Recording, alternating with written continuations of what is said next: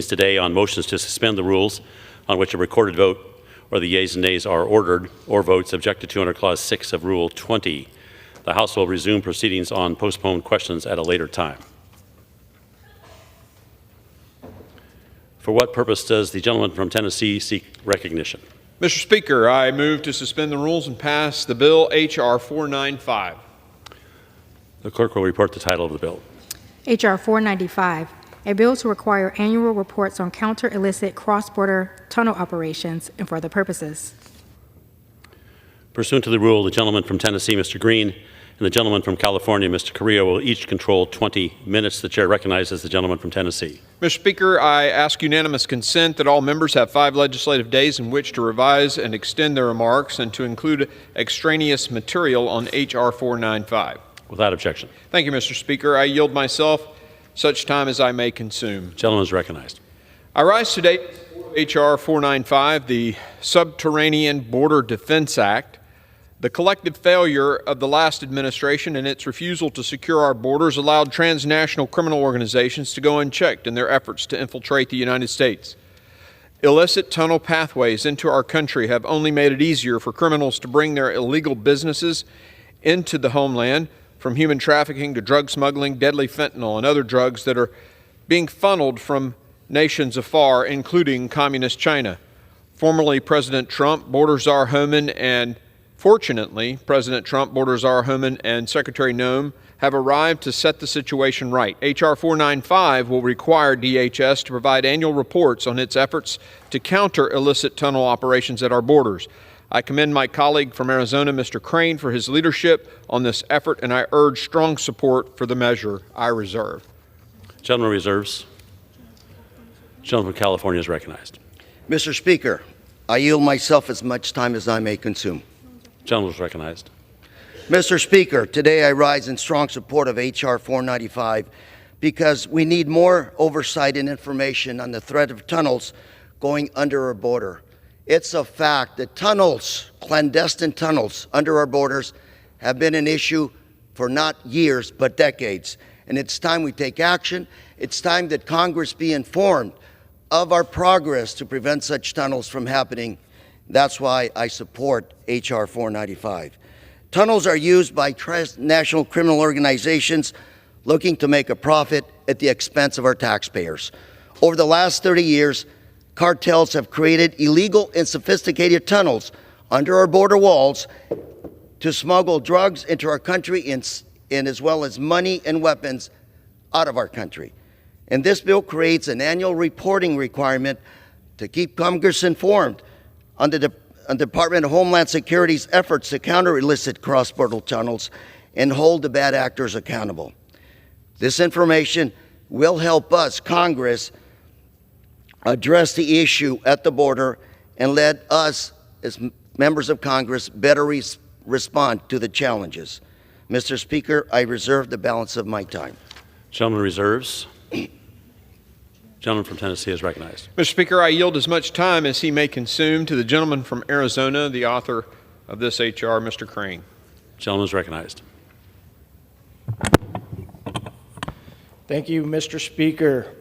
I rise today to speak in favor of my bill, the Subterranean Border Defense Act, a bipartisan piece of border security legislation that I've introduced alongside Congressman Correa from California. Effective border security is created by overlapping deterrence, something we always need at our borders. The Subterranean Border Defense Act would help us address the growing threat of illicit cross-border tunnels by requiring annual reports to Congress on counter-tunneling operations, fortifying our security system at the border. Put simply, this would help ensure that Congress has the necessary data to forge another much-needed layer of defense. As transnational criminal organizations continue to grow in both size and sophistication, illicit cross-border tunnels along the southwest border of the United States represent a significant and growing threat to national security. Congress must address this deadly threat and ensure U.S. Customs and Border Protection has the resources needed to acquire counter-tunnel technology.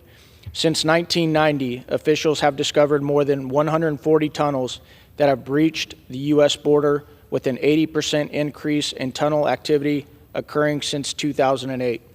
Over the years, CBP has worked to combat these tunnels as part of their overall strategy. In fact, the United States conducts research, development, and test activities with Israel, who must contend with a vast network of Hamas tunnel originating in the Gaza Strip. This partnership helps us to detect and destroy tunnels in our respective countries. The FY23 NDAA mandated that CBP submit a one-time report to Congress on a strategic plan for counter-illicit cross-border tunnel operations. This singular report has since led Congress to conduct critical oversight and has enabled CBP to formalize many of the processes, technologies, and resources needed to counteract illicit tunnels under the U.S.-Mexico border. My bill would expand on this success by mandating a report every year going forward to ensure Congress has sufficient knowledge and oversight regarding this dynamic threat. With border crossings thankfully going down since January, I think it's safe to assume this will drive threats at our border underground through these tunnels. I thank Mr. Correa for co-leading with me, and I urge my colleagues on both sides of the aisle to support this legislation for a secure southern border. Thank you, and I reserve the balance of my time. I reserve. Gentleman reserves. Gentleman from California is recognized. Mr. Speaker, I yield myself the balance of my time. Mr. Speaker, I believe this bill is an important step in the right direction. Receiving information from the Department of Homeland Security on an annual basis will improve Congress's efforts to counter illicit cross-border tunnels and hold bad actors accountable. I support this bipartisan piece of legislation, and I yield back the balance of my time. Gentleman yields back. Gentleman from Tennessee is recognized. Mr. Speaker, I again thank both my colleagues, Mr. Correa and Mr. Crane, for putting this together. I have no more speakers, and I'm prepared to close after the gentleman from California closes. Gentleman is recognized. I yield back. Gentleman from Tennessee is recognized. Mr. Speaker, I yield myself the balance of my time, and I again urge my colleagues to support H.R. 495, and I yield back the balance of my time. Gentleman yields back. The House will suspend the rules and pass Bill H.R. 495. Those in favor say aye. Aye. Those opposed, no. In the opinion of the chair, two-thirds being in the affirmative, the rules are suspended. The bill is passed and without objection. Mr. Speaker, I request the yeas and nays. The yeas and nays are requested. Those in favor of taking this vote by the yeas and nays will rise and remain standing until counted. A sufficient number having risen, the yeas and nays are ordered. Pursuant to Clause 8 of Rule 20, further proceedings on this question will be postponed. For what purpose does the gentleman from Tennessee seek recognition? Mr. Speaker, I move to suspend the rules and pass the bill H.R. 706. The clerk will report the title of the bill. H.R. 706, a bill to improve the biodetection functions of the Department of Homeland Security and for other purposes. Pursuant to the rule, the gentleman from Tennessee, Mr. Green, and the gentleman from California, Mr. Correa, will each control 20 minutes. The chair recognizes the gentleman from Tennessee. Mr. Speaker, I ask unanimous consent that all members have 5 legislative days in which to revise and extend their remarks and to include extraneous material on H.R. 706. Without objection. Thank you, Mr. Speaker. I yield myself such time as I may consume. The gentleman is recognized. I rise today in support of H.R. 706, the DHS Biodetection Improvement Act. Amidst the vast and evolving threat landscape we face today, our vigilance against biological weapons must remain strong. This bill will direct DHS to address the shortcomings it has faced in acquiring technologies for biodefense. I thank Mr. Strong of Alabama for his work on this legislation, and I reserve. Gentleman reserves. The gentleman from California is recognized.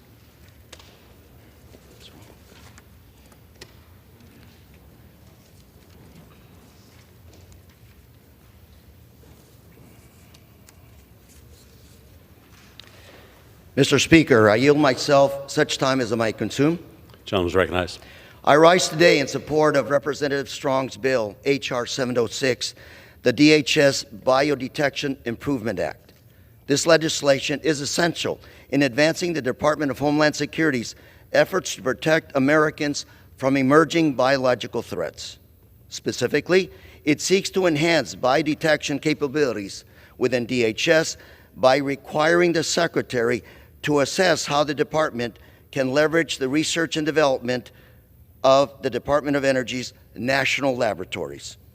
Biotechnology threats, including deadly pathogens and bioterrorist agents, represent a constant and emerging danger to the public health and security of our nation. However, the BioWatch program, which has been the cornerstone of our biodetection efforts, is now outdated. H.R. 706 takes a crucial step forward by requiring DHS to assess how the Department of Energy's national laboratories can play an even greater role in improving our biodetection capabilities.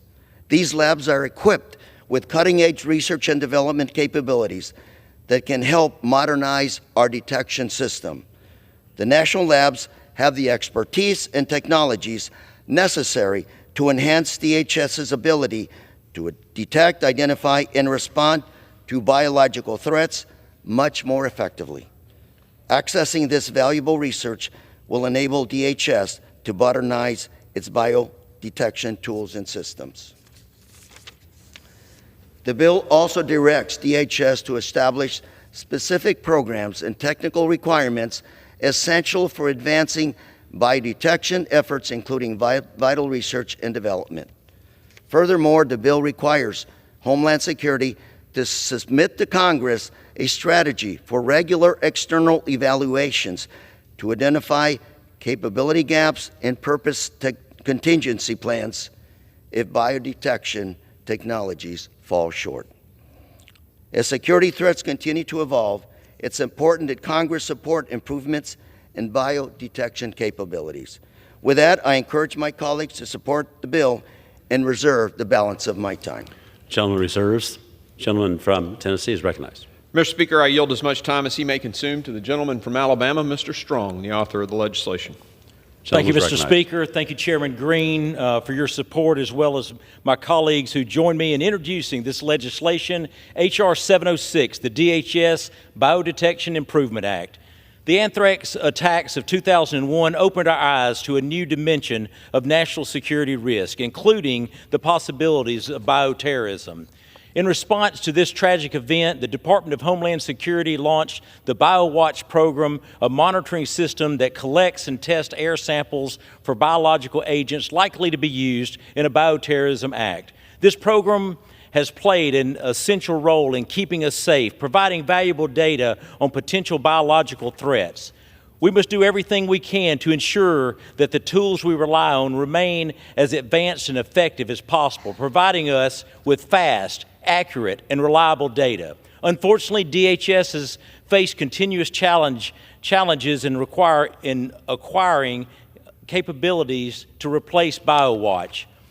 And while DHS has the authority to utilize the Department of Energy's National Lab to identify and develop new technologies related to biodefense, they have yet to take advantage of these resources.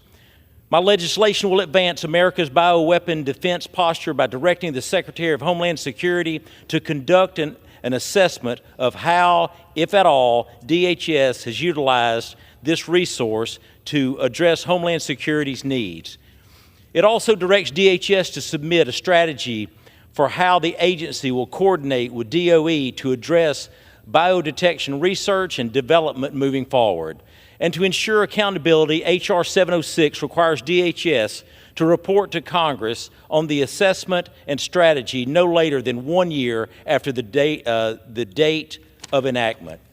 As a first responder, I know there is more work to be done to harden our defense against bioterrorism, and this legislation will ensure that DHS is utilizing all available resources and tools to do just that.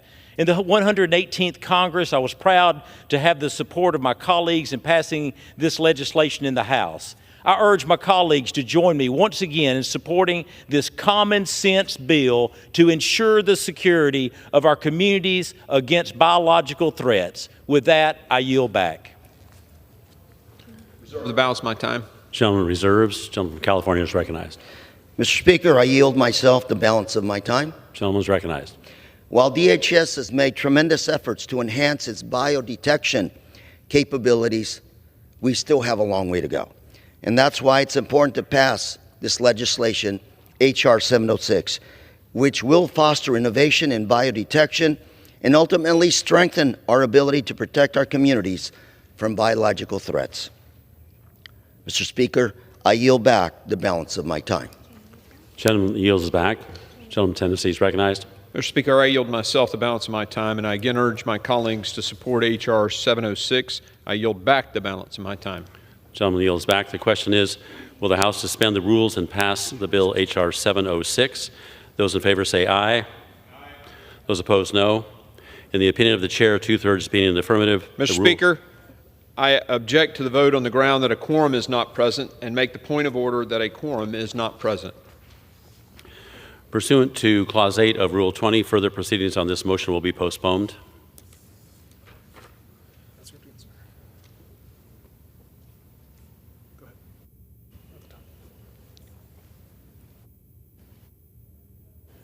For what purpose does the gentleman from Tennessee seek recognition? Mr. Speaker, I move to suspend the rules and pass the bill H.R. 862. The clerk will report the title of the bill. H.R. 862, a bill to reduce commuting burdens on Transportation Security Administration employees and for other purposes. Pursuant to the rule, a gentleman from Tennessee, Mr. Green, and the gentleman from California, Mr. Correa, will each control 20 minutes. The chair recognizes the gentleman from Tennessee. Mr. Speaker, I ask unanimous consent that all members have 5 legislative days in which to revise and extend their remarks and to include extraneous material on H.R. 862. Thank you, Mr. Speaker. I yield myself such time as I may consent. Gentleman is recognized. I rise today in support of H.R. 862, the TSA Commuting Fairness Act. TSA often struggles to adequately employ enough personnel, and given the high cost of housing near airports, travel time to and from work may be an inhibitor for current and future employees. This bill would require the TSA administrator to conduct a feasibility study to address this issue. I appreciate the gentleman from New York, Mr. Kennedy's work on this bill, and I reserve. Reserves. Gentleman from California is recognized. Mr. Speaker, myself, such time as I may consume. Gentleman is recognized. Mr. Speaker, the ability of the TSA, or Transportation Security Administration, to recruit and retain highly skilled, well-trained workforce is critical to our national security. Since the agency was created in the aftermath of 9/11, TSA has helped prevent terrorist attacks against U.S. aircraft from happening. The job of TSA employees is difficult from the transportation security officer's perspective, who screen millions of passengers a day, to federal air marshals providing in-flight security, to canine handlers, inspectors, cybersecurity experts, all helping to secure our air transportation system. In recent weeks, life has only become harder for this workforce, as probationary employees have been fired and TSO collective bargaining rights have also come under attack. But thankfully, we have the opportunity today, Mr. Speaker, to make life a bit easier for the hardworking civil servants of TSA. The TSA Commuting Fairness Act, offered by my colleagues from New York, Mr. Kennedy and Mr. Gabardino, would require TSA to study the possibility of allowing employees shift to start upon arrival at the airport parking lot and bus and transit stops. These employees often face long commutes to get to the airport from the parking lot, and then must travel long distances from the airport parking lots and transit stops to get to the TSA checkpoints. But letting employees clock in using cell phones and location data would help alleviate the stress caused by irregular shuttles and the traffic that's very unpredictable around the airports. This is a sensible bill, Mr. Speaker, that would address important quality of life concerns for a very critical workforce and ultimately our national security when it comes to commercial airline security. And I want to thank my colleagues for working in a bipartisan fashion to advance this measure, and I'm glad to support it. And with that, Mr. Speaker, I reserve the balance of my time. Gentleman reserves. Gentleman from Tennessee is recognized. I reserve. Gentleman reserves. Gentleman from California is recognized. Mr. Speaker, I yield myself as Mr. Speaker, I yield as much time as he may consume to the gentleman from New York, Mr. Kennedy, the offer of this measure. Gentleman is recognized. Thank you, Mr. Speaker. I rise in support of my bill, H.R. 862, the TSA Commuting Fairness Act. Year after year, through holiday seasons and spring breaks, air travel continues to break records. These numbers are at an all-time high and are expected to increase this upcoming spring.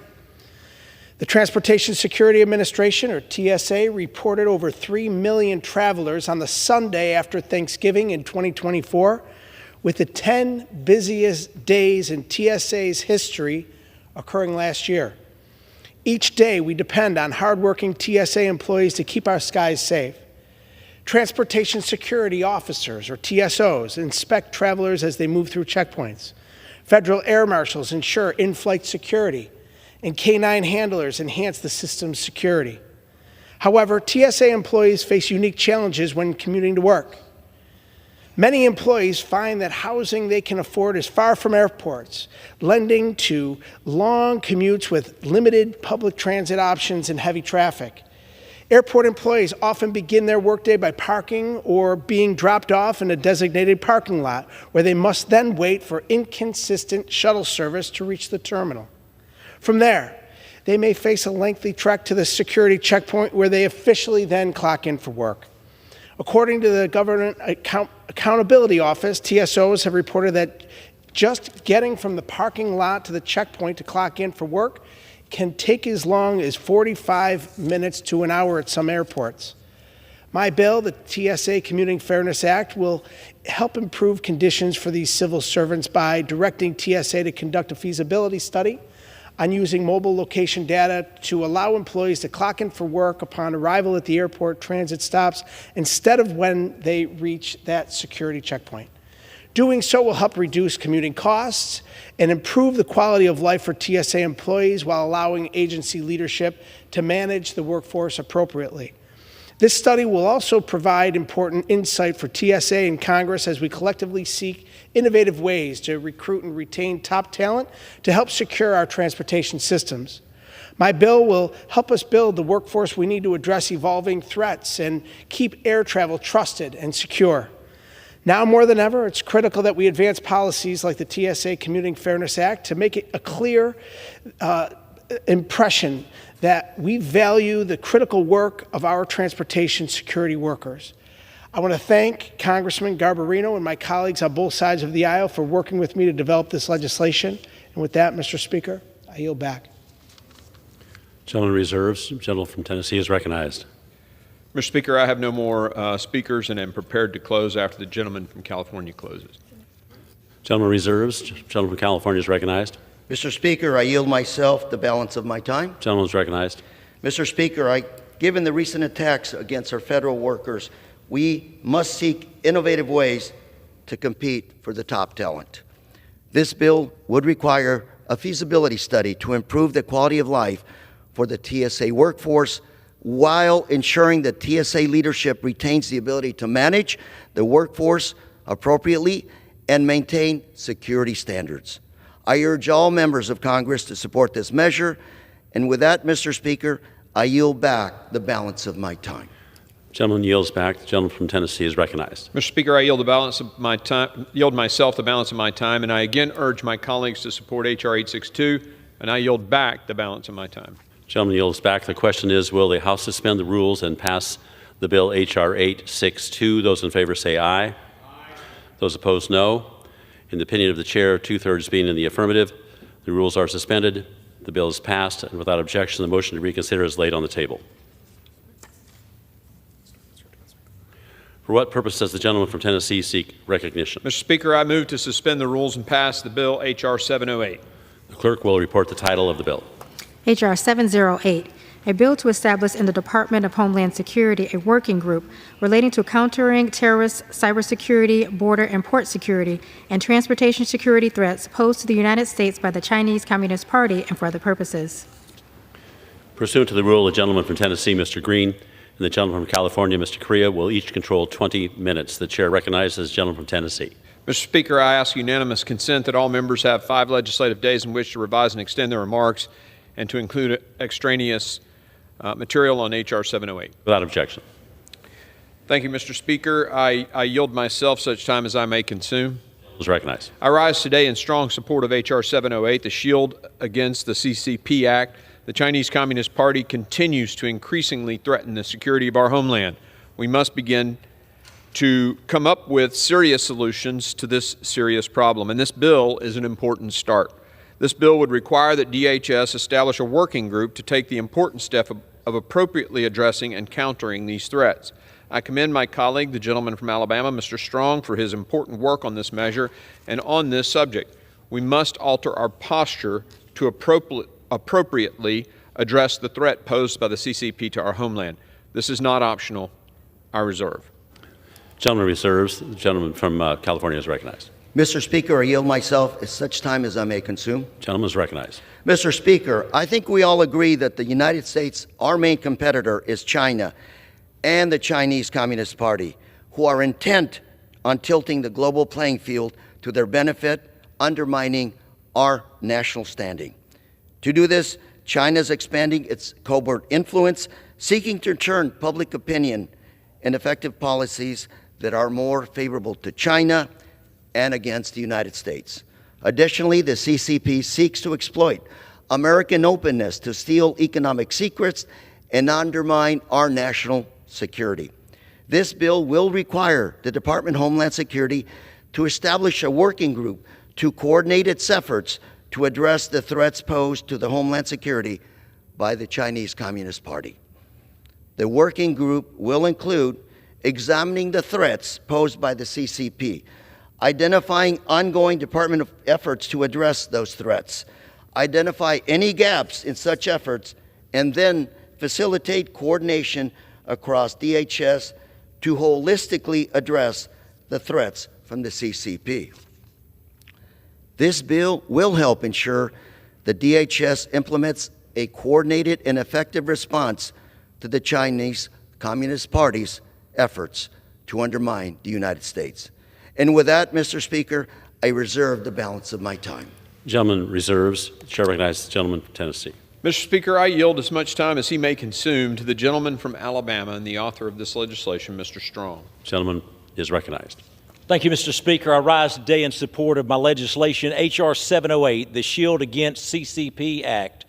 I want to first thank Chairman Green and each of the members who have joined me in introducing this bill. There's no question that the Chinese Communist Party poses a clear and present threat to both the security and democracy of the United States of America.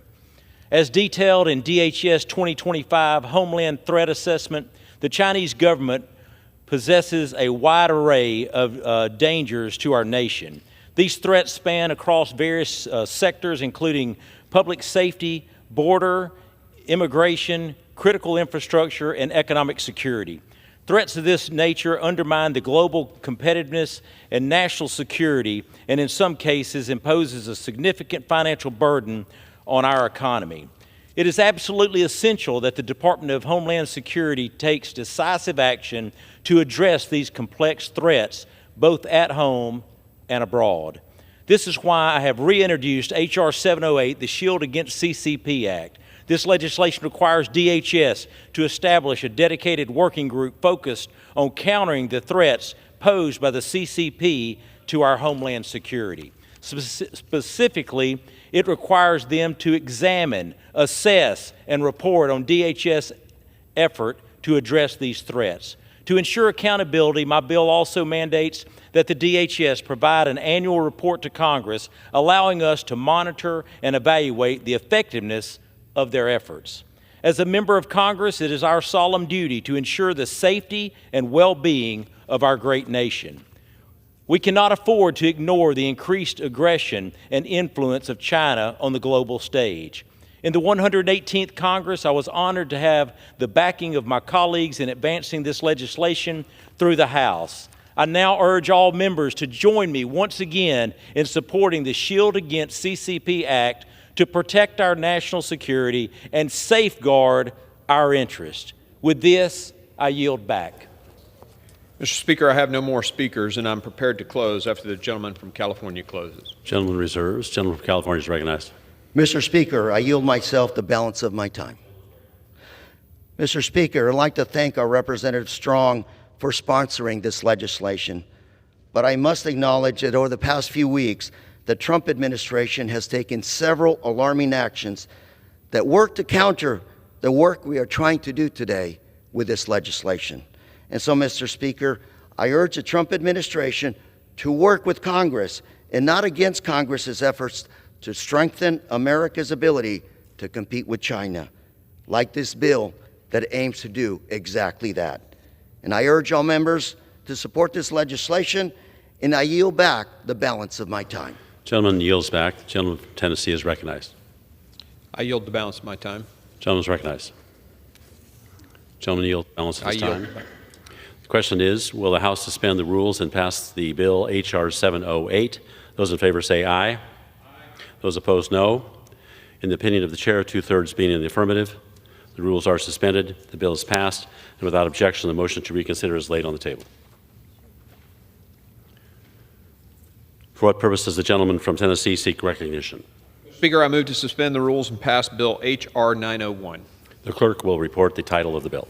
H.R. 901, a bill to require the Undersecretary of the Science and Technology Directorate of the Department of Homeland Security to develop a department-wide policy and process to safeguard research and development from unauthorized access to or disclosure of sensitive information in research and development acquisitions and for other purposes.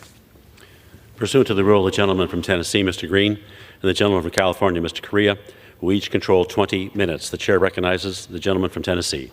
Mr. Speaker, I ask unanimous consent that all members have 5 days in which to revise and extend their remarks and to include extraneous material in H.R. 901. Without objection. Thank you, Mr. Speaker. I yield myself as much time as I may consume. I rise today in support of H.R. 901, the Research, Security, and Accountability in DHS Act. The Science and Technology Directorate is the principal of research and development for DHS. In 2022, the DHS Office of Inspector General found that S&T failed to safeguard sensitive information in research and development projects. This bill requires S&T to develop a proper standard for safeguarding sensitive information, which has become especially critical given the heightened activity of our adversaries. This bill, carried by former Representative Anthony D'Esposito, passed the House last Congress, and I thank the gentleman from Alabama, Mr. Strong, for his attention to this issue this Congress. With this, I reserve the balance of my time. Reserves. The chair recognizes the gentleman from California. Mr. Speaker, I rise in support of Mr. Speaker, I yield myself at such time as I may consume. Gentleman is recognized. Mr. Speaker, I rise in support of H.R. 901, the Research, Security, and Accountability Act in the DHS Act.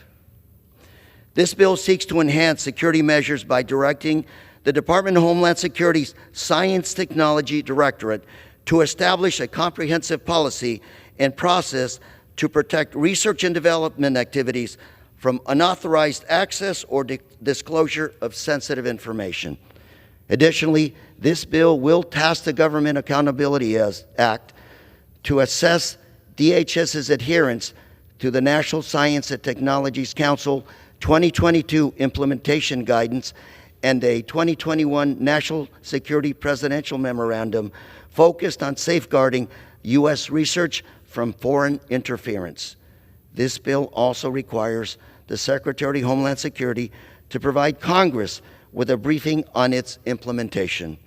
Time and time again, we've seen bad actors attempt to exploit our sensitive information, and this measure strengthens DHS's ability to prevent such threats and protects our national security. This bill is a critical step to ensuring DHS upholds strong policies and procedures to secure our research and our development efforts.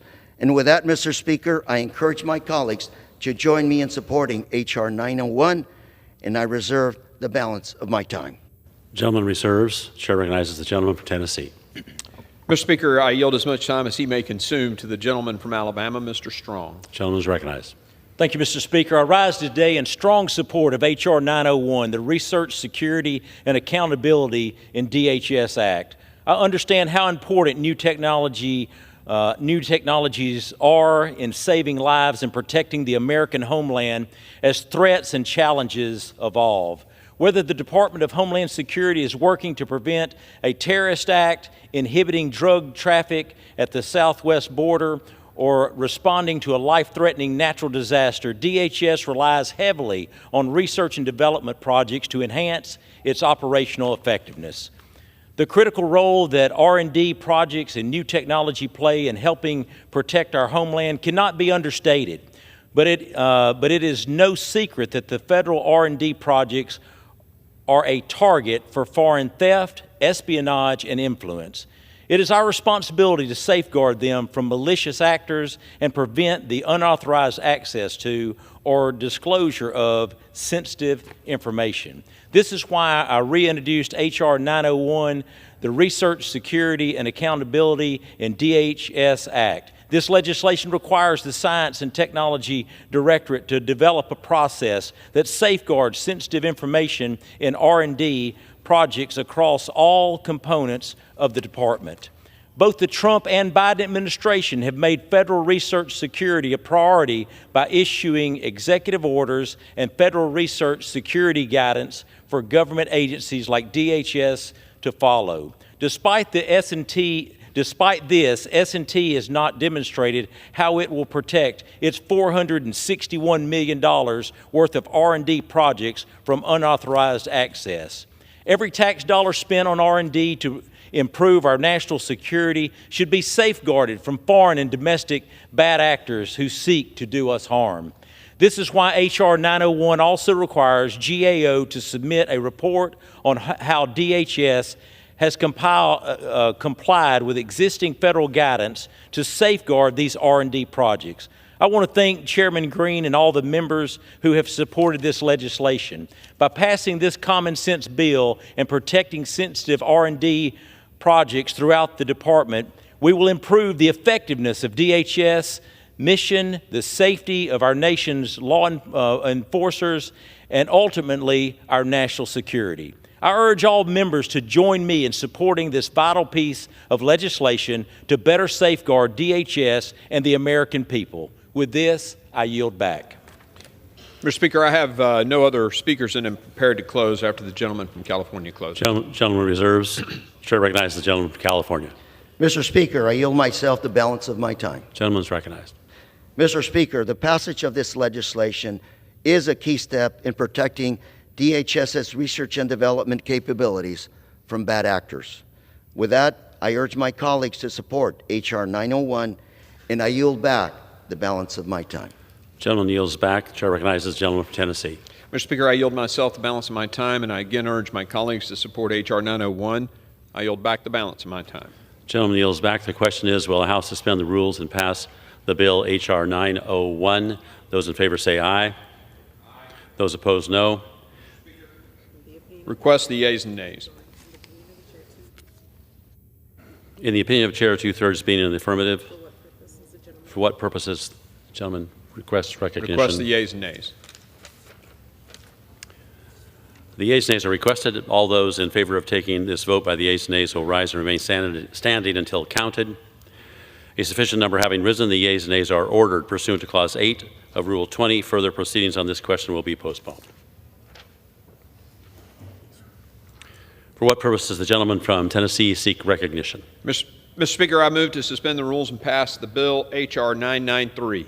The clerk will report the title of the bill. H.R. 993, a bill to require the Secretary of Homeland Security to develop a plan to identify, integrate, and deploy new innovative, disruptive, or other emerging or advanced technologies to enhance or address capability gaps in border security operations and for other purposes. Pursuant to the rule, the gentleman from Tennessee, Mr. Green, and the gentleman from California, Mr. Correa, will each control 20 minutes. The chair recognizes the gentleman from Tennessee. Mr. Speaker, I ask unanimous consent that all members have 5 legislative days in which to revise and extend their remarks and to include extraneous material on H.R. 993. Without objection. Thank you, Mr. Speaker. I yield myself such time as I may consume. I rise today in support of H.R. 993, the Emerging Innovative Border Technologies Act. As the tactics of the cartel evolve, we must ensure that our frontline Border Patrol personnel are equipped with the proper technologies to be prepared. This bill would position Congress to better equip frontline personnel with the tools and resources necessary to aid President Trump in his mission to secure and protect the United States border. I thank the gentleman from California, Mr. Correa, for his work on this matter. I reserve. Gentleman reserves. The chair recognizes the gentleman from California. Thank you, Mr. Speaker. I yield myself such time as I may consume. Gentleman is recognized. Mr. Speaker, I'm pleased that we are here today to consider my legislation, H.R. 993, the Emerging Innovative Border Technologies Act. With this legislation, the House has the opportunity to improve the Department of Homeland Security's ability to quickly acquire and deploy new and innovative technologies like artificial intelligence and machine learning to enhance our border security. With more innovative technology, we can improve CBP's targeting and our detection capabilities, which will help officers find and stop more illegal drugs like fentanyl before they reach our communities and harm our communities and children. My bill requires the Secretary of Homeland Security to create a plan to address capability gaps and integrating innovative technologies into our border security operations.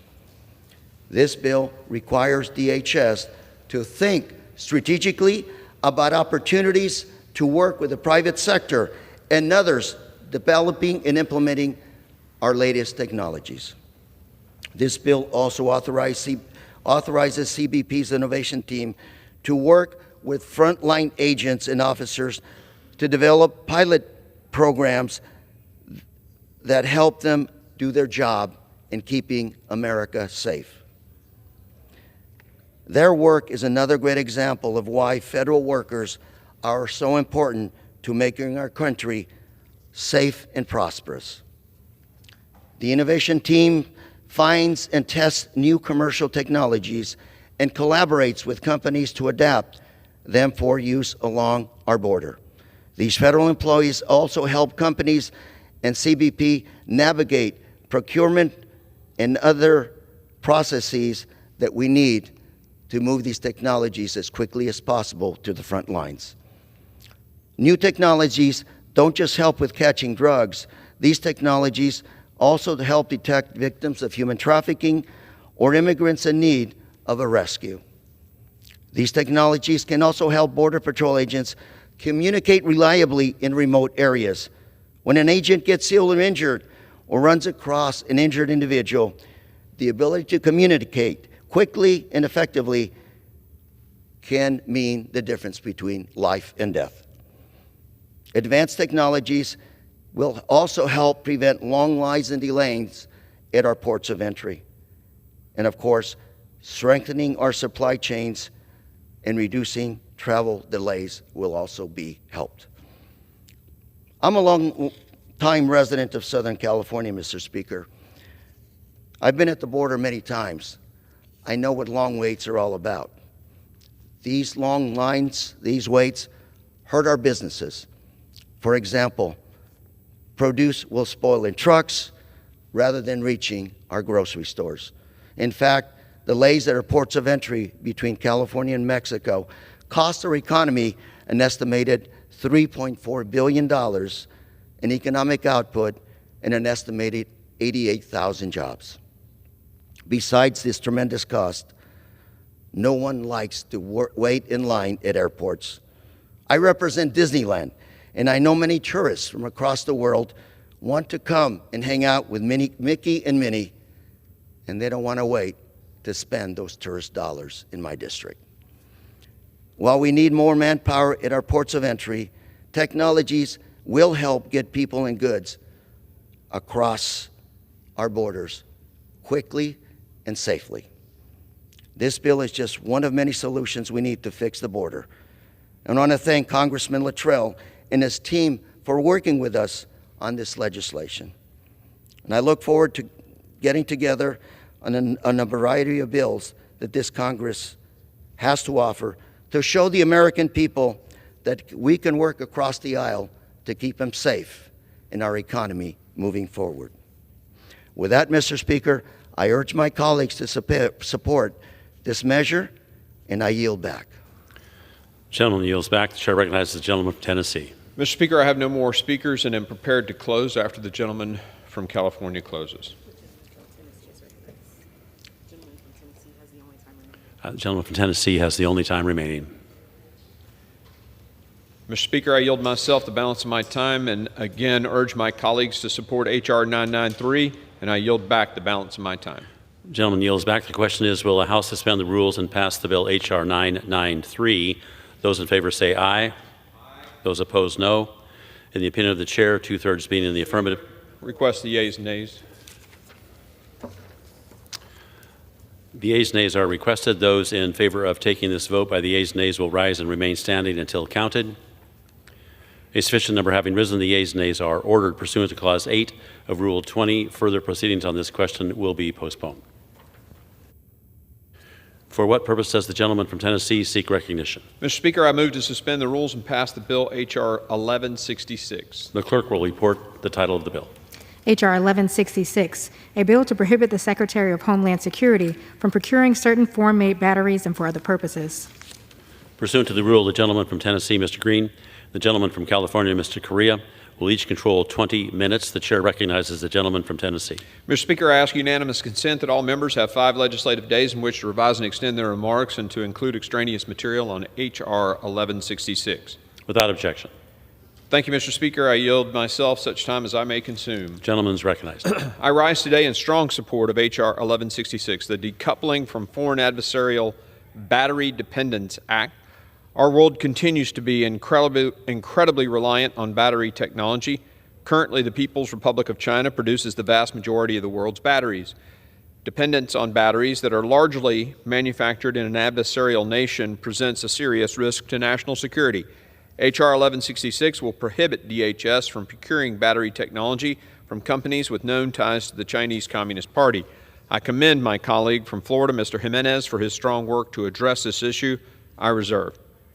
Gentleman reserves. The chair recognizes the gentleman from California. Mr. Speaker, I yield myself such time as I may consume. Gentleman is recognized. My fellow Democrats and I strongly support the intent of this bill, which is to confront our global adversaries and build up an industrial manufacturing base here at home in the United States. We can't give the Communist Party of China any opportunity to undermine our homeland security. And I support this goal of this legislation to prohibit DHS from buying batteries from certain Chinese companies. And because of a Democratic amendment to this bill in the last Congress, this prohibition was expanded to include any companies using Uyghur forced labor or companies identified by the Secretary of Defense as Chinese military companies, and those companies engaged in activities contrary to U.S. national security or foreign policy interests against the United States, according to the Department of Commerce. This bill also includes democratic language requiring DHS to produce a report on the potential impacts and the costs associated with carrying out the intent of this legislation before it becomes effective. That report will help DHS and Congress manage any unanticipated negative consequences of this legislation. And with that, Mr. Speaker, I reserve the balance of my time.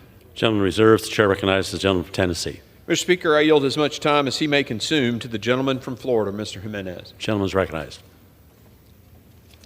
Thank you, Mr. Speaker. I rise today in support of H.R. 1166, the Decoupling from Foreign Adversarial Battery Dependence Act. As Communist China seeks to gain influence in critical industries around the world, the United States must be at the forefront of combating and decoupling from the CCP. This includes battery technology. As we become more and more dependent on battery technology, we need to ensure that these batteries are sourced from non-adversarial countries. As it stands, Communist China produces approximately 80% of the world's batteries and roughly 70% of the world's lithium-ion batteries.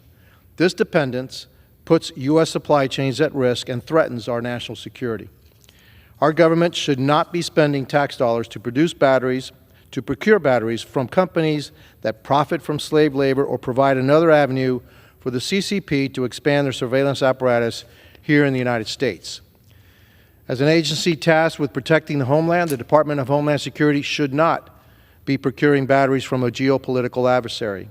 H.R. 1166, the Decoupling from Foreign Adversarial Battery Dependence Act, is a critical first step in addressing this issue.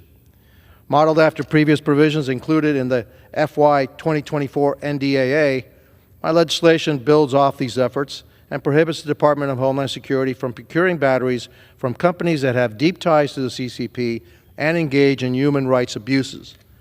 H.R. 1166 helps our nation take a step forward in advancing our efforts to decouple from the PRC and safeguard critical supply chains from exploitation. I am proud that this bill passed out of Committee on Homeland Security in a bipartisan manner last Congress and passed on the House floor. I look forward to seeing it pass in the 119th Congress and it become law. I urge all of my colleagues to vote yes.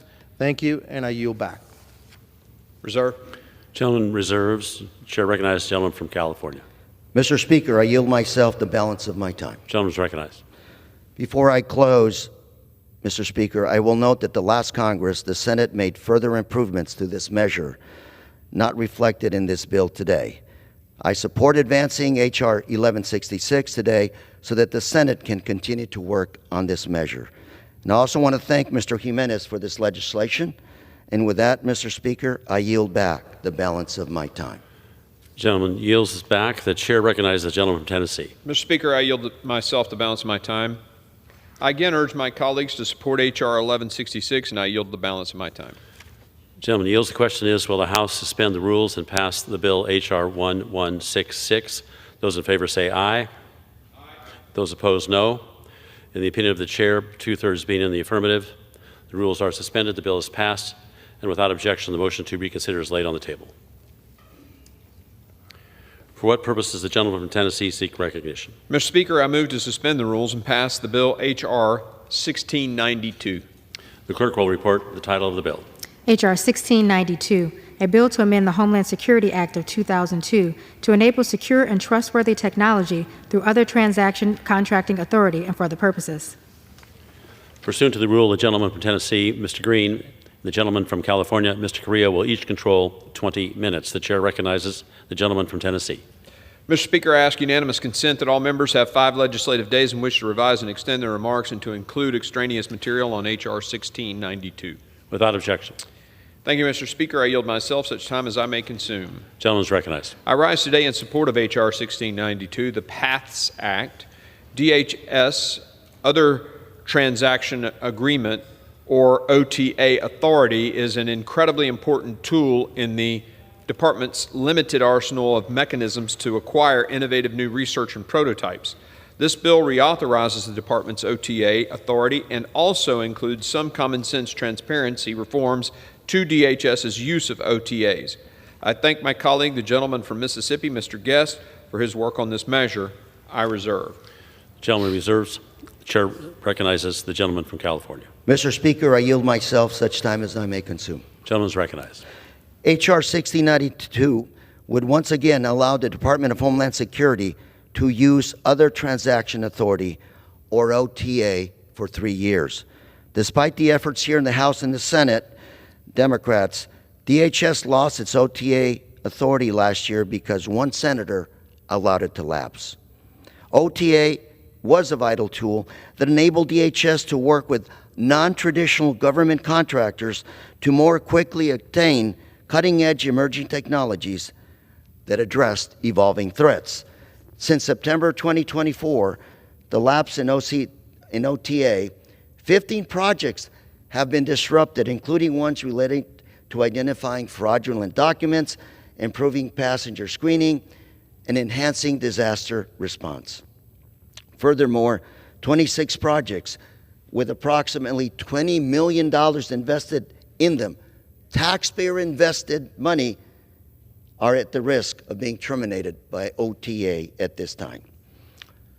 These projects include projects such as border security, cybersecurity, counter-narcotic security, and a few others.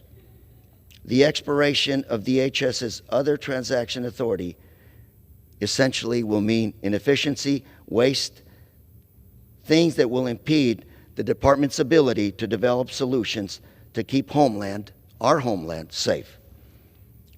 It's past time, Mr. Speaker, to advance this legislation and bring back DHS's ability to develop novel homeland security technologies. And with that, Mr. Speaker, I reserve the balance of my time. Gentleman reserves. Mr. The chair will receive a message.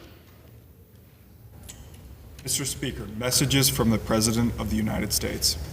Mr. Speaker, Mr. Secretary. I am directed by the President of the United States to deliver to the House a message in writing.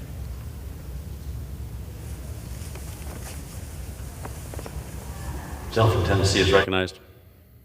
As much time as he may consume to the gentleman from Mississippi. The author of this legislation, Mr. Guest. Mr. Speaker, I rise today in support of H.R. 1692, the Producing Advanced Technologies for Homeland Security Act, which I am proud to have introduced along with Congressman Sharif Thanadar. The Department of Homeland Security has a constantly evolving mission, and to meet those threats, the Department was previously granted the authority to enter into other transactional agreements, commonly known as OTAs. These legally binding agreements allowed the Department to engage with non-traditional contractors that would not normally do business with the federal government. This includes small business innovators, public universities, and other cutting-edge technological incubators that help meet the research and development needs of the Department of Homeland Security.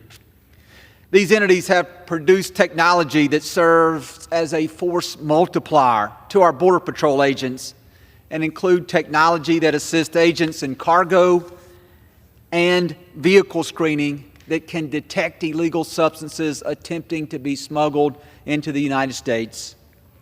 The applicability and usefulness of this authority has been demonstrated recently in my home state of Mississippi, as the University of Southern Mississippi played a leading role in developing sensors for unmanned vehicles for use by both DHS and the United States Coast Guard. Unfortunately, this was allowed to expire on September the 30th, 2024.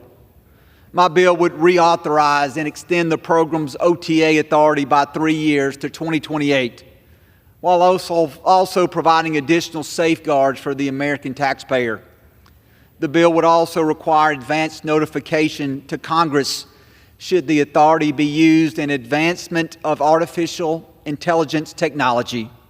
Given the rapid advancement in AI, it is critical that Congress remain informed and aware of how federal agencies are utilizing AI to advance their mission. To ensure greater transparency, the safeguards in this bill would require DHS to report on its website any contract in excess of $1 million, reducing the amount that was previously required to be reported from $4 million to $1 million. As we look to prevent waste, fraud, and abuse, this legislation has increased transparency requirements to ensure maximum accountability to the American people.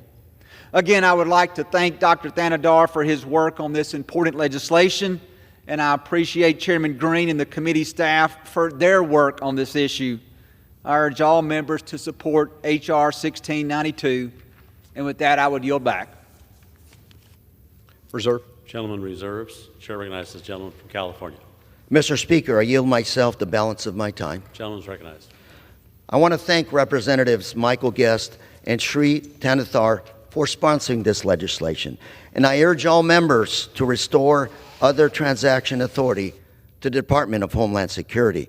And with that, Mr. Speaker, I yield back the balance of my time. Gentleman yields back. The chair recognizes the gentleman from Tennessee. Mr. Speaker, I yield myself the balance of my time. I again urge my colleagues to support H.R. 1692, and I yield back the balance of my time. Gentleman yields. The question is, will the House suspend the rules and pass the bill H.R. 1692? Those in favor say aye. Aye. Those opposed, no. In the opinion of the chair, 2/3 being in the affirmative. Speaker, I object to the vote on the ground that a quorum is not present and make the point of order that a quorum is not present. Pursuant to Clause 8 of Rule 20, further proceedings on this motion will be postponed. For what purpose does the gentleman from Tennessee seek recognition? Mr. Speaker, I move to suspend the rules and pass the bill H.R. 1374. The clerk will report the title of the bill. H.R. 1374, a bill to amend the Homeland Security Act of 2002 to make improvements to the Securing the Cities program and for other purposes.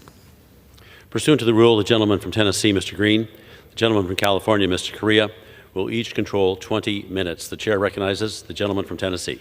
Mr. Speaker, I ask unanimous consent that all members have 5 legislative days in which to revise and extend their remarks and to include extraneous materials on H.R. 1374. Without objection. Thank you, Mr. Speaker. I yield myself such time as I may consume. Gentleman is recognized. I rise today in support of H.R. 1374, the Securing the Cities Improvement Act. Since the inception of DHS's Securing the Cities program, uncertainty about standards to qualify as high-risk area and metrics necessary to remain in the program once admitted have been unclear.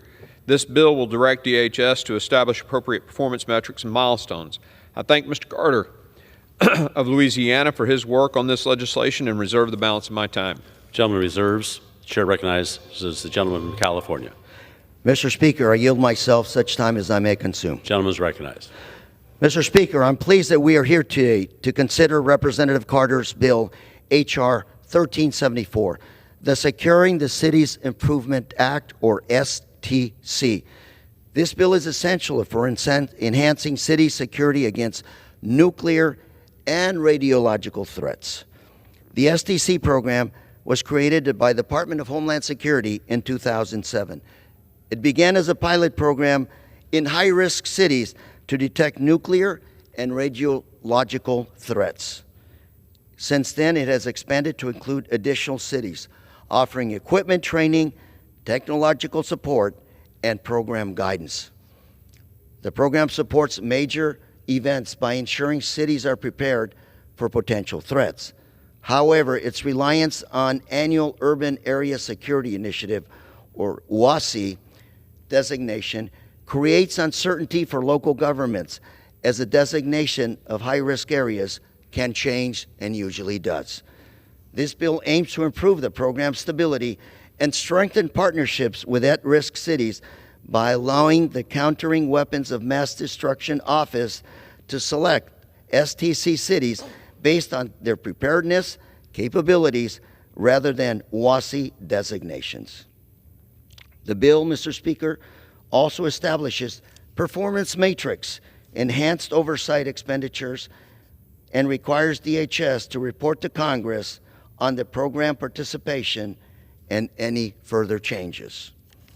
I applaud Representative Carter's leadership on this measure, and I encourage my colleagues to support H.R. 1374, and with that, I reserve the balance of my time. Gentleman reserves. Chair recognizes the gentleman from Tennessee. Mr. Speaker, I have no more speakers and am prepared. Reserve. Gentleman reserves. Gentleman from California is recognized. Mr. Speaker, I yield as much time as he may consume to the gentleman from Louisiana, Mr. Carter, the author of this legislation. Gentleman is recognized. Thank you, Representative Correa, for yielding. Mr. Speaker, I rise today in support of my bill, the Securing Cities Improvement Act, a critical piece of legislation designed to help us build and maintain our nation's security capabilities.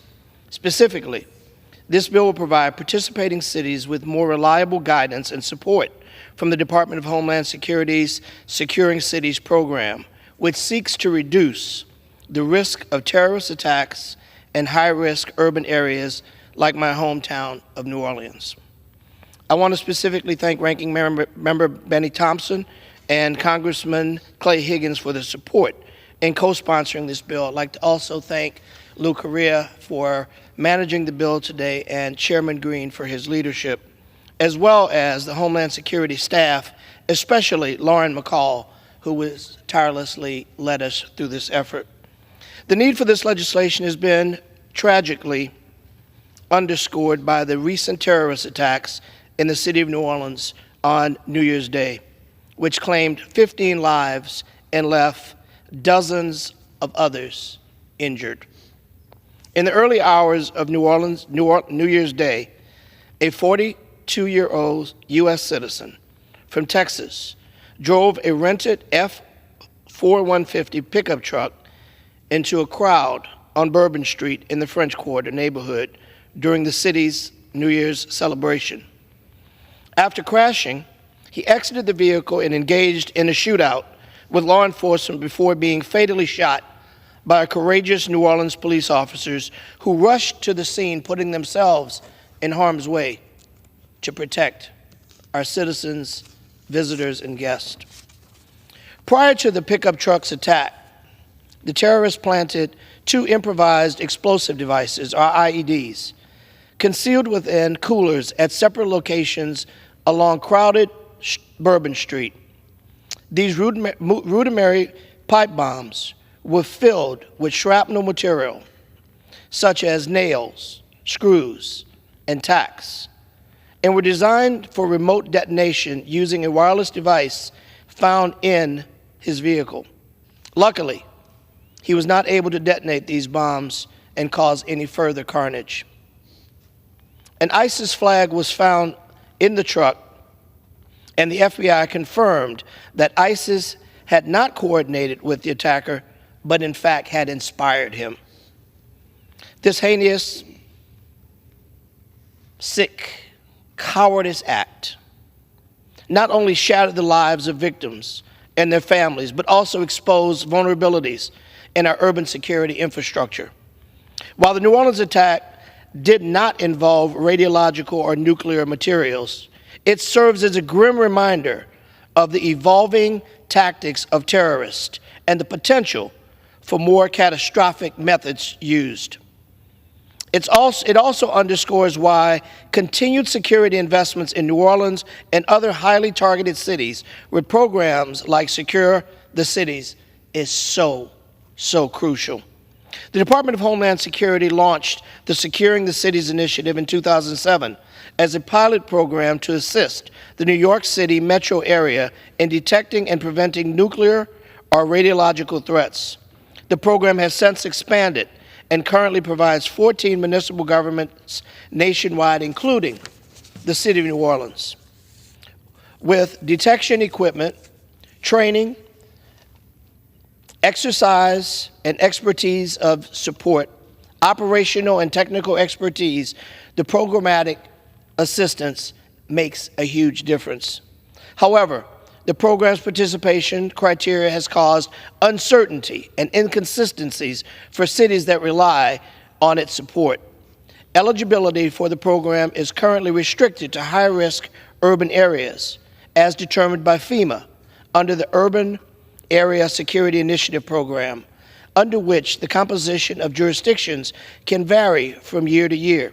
This eligibility criteria led to some jurisdictions being funded and supported by Securing the Cities program, but not the next. The inconsistency has caused great harm.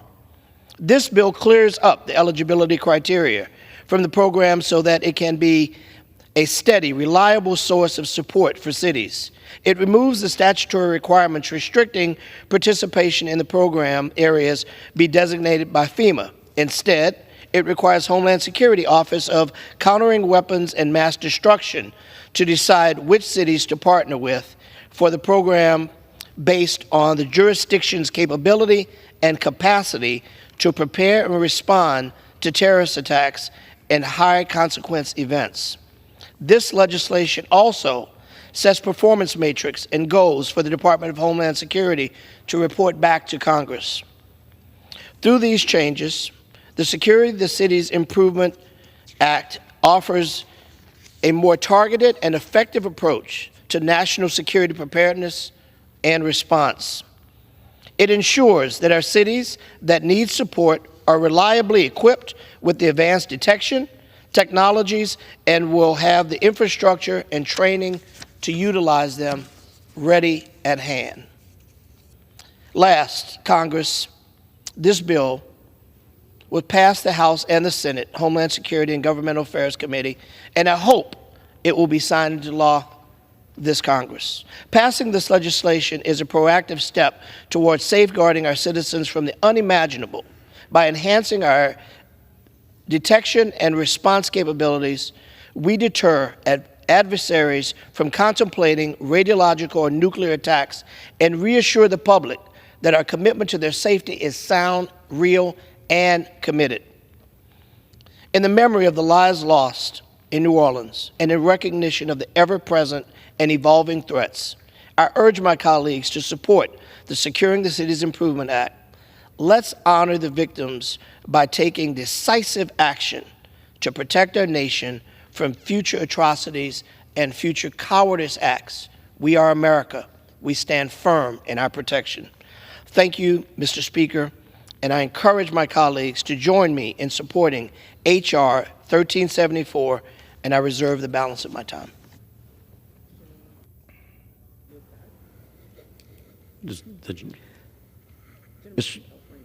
Gentleman reserves. Gentleman from Tennessee is recognized. No more speakers and I'm prepared to close after the gentleman from California closes. Gentleman reserves. Gentleman from California is recognized. Mr. Speaker, I yield myself the balance of my time. Gentleman is recognized. Mr. Speaker, let me start by thanking Mr. Carter for H.R. 1374. This legislation will play a critical role in ensuring that our local jurisdictions maintain the ability to detect and respond to chemical, biological, radiological, and nuclear threats. Without initiatives like this legislation or STC, efforts to combat these dangers could be significantly hindered or even discontinued, putting the safety and security of our communities, of our taxpayers, of our citizens at risk. Passage of this legislation is very essential to preserving our national readiness and to strengthen security against emerging threats and those who would do us harm. I strongly encourage my colleagues to support H.R. 1374, and I yield back the balance of my time. Gentleman yields. The chair recognizes the gentleman from Tennessee. Mr. Speaker, I yield myself the balance of my time. I again urge my colleagues to support H.R. 1374, and I yield back the balance of my time. Gentleman yields. The question is, will the House suspend the rules and pass the bill H.R. 1374? Those in favor say aye. Those opposed, no. In the opinion of the chair, 2/3 being in the affirmative, the rules are suspended, the bill is passed, and without objection, the motion to consider is laid on the table.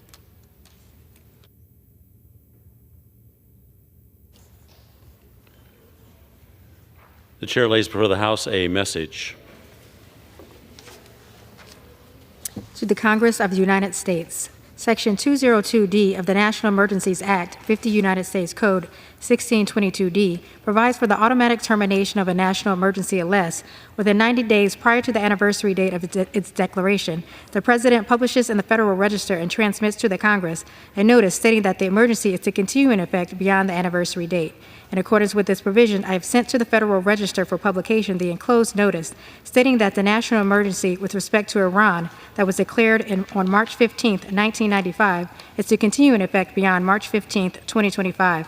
The actions and policies of the government of Iran continue to pose an unusual and extraordinary threat to the national security, foreign policy, and economy of the United States.